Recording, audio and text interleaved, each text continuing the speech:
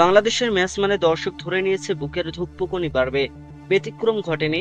আফগানিস্তানের বিপক্ষে দ্বিতীয় টি-20তে হেসে খেলে জয়ের দিকে এগোচ্ছিল টিম টাইগার্স। দর্শক তখনই আসে বিপর্যয়। 7 রানের ব্যবধানে 3 উইকেট হারিয়ে ম্যাচ কঠিন করে তোলে টিম টাইগার্স।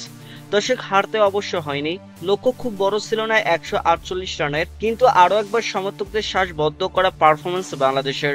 দর্শক হারের সংখ্যায় পড়ে শেষ পর্যন্ত জয় নিয়ে মাঠ ছাড়া শারজার উর্ধ্বশ্বাস দ্বিতীয় টি-20তে আফগানিস্তানকে শেষ ওভারে এসে 2 উইকেটে হারিয়েছে টিম টাইগার্স। 3 ম্যাচ সিরিজের 1 ম্যাচ হাতে রেখে জিতে নিয়েছে জাকের আলীর দল। রান তারায় শুরুতে ধাক্কা খায় বাংলাদেশ। আজমতুল্লাহ ও ওমর জয়ের করা ইনিংসের দ্বিতীয় ওভারে মিড অফে ক্যাচ দিয়ে ফেরেন তানজিদ হাসান তামিম।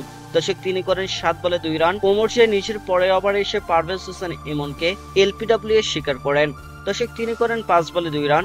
সাইফ হাসান বেশ আত্মবিশ্বাসের সঙ্গে খেলছিলেন, কিন্তু অতি আত্মবিশ্বাসী হতে গিয়ে ভুল করে বসেন। মুজিবুর রহমানের ঘূর্ণিতে হাঁকাতে গিয়ে ক্যাচ তুলে দেন আকাশে।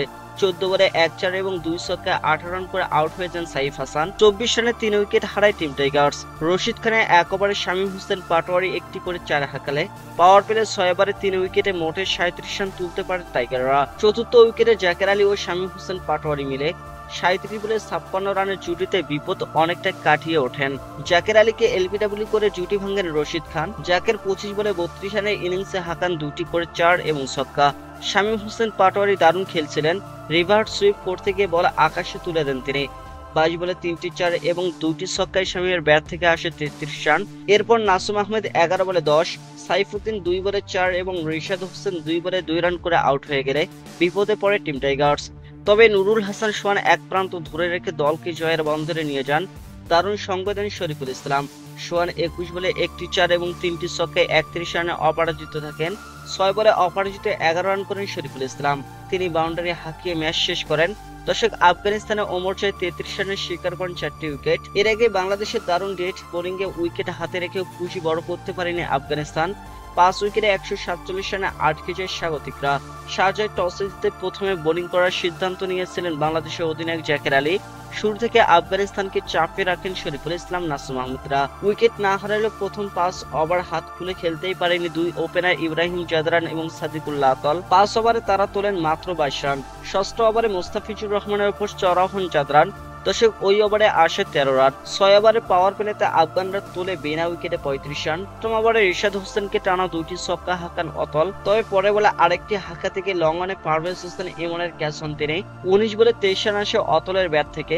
দর্শক 10 ওভারে একটি উইকেটে 69 রান তোলে আফগানরা। এরপর রানের গতি বাড়াতে গেলে দ্রুত 2টি উইকেট তুলে নেয় টিম টাইগার্স।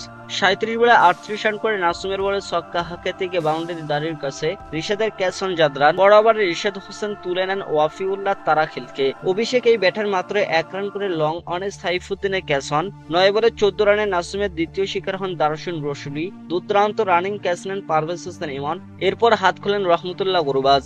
দর্শক দারুণ বোলিং করার শরীফুল 17তম ওভারে দুর্দান্ত ইয়র্কারে তাকে বোল্ড করেন। 22 বলে 23 রান করেন গুরবাজ।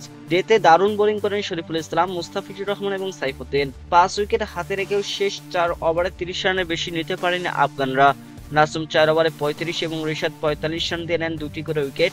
দর্শক 4 ওভারে মাত্র 13 রান দিয়ে একটি উইকেট পান শরীফুল ইসলাম। সাইফুদ্দিন উইকেট না পেলেও 4 ওভারে দেন মাত্র 22 রান। মুস্তাফিজুর রহমান ছিলেন করেছে 40 রান দিয়ে উইকেট শূন্য ছিলেন কাটার মাস্টার।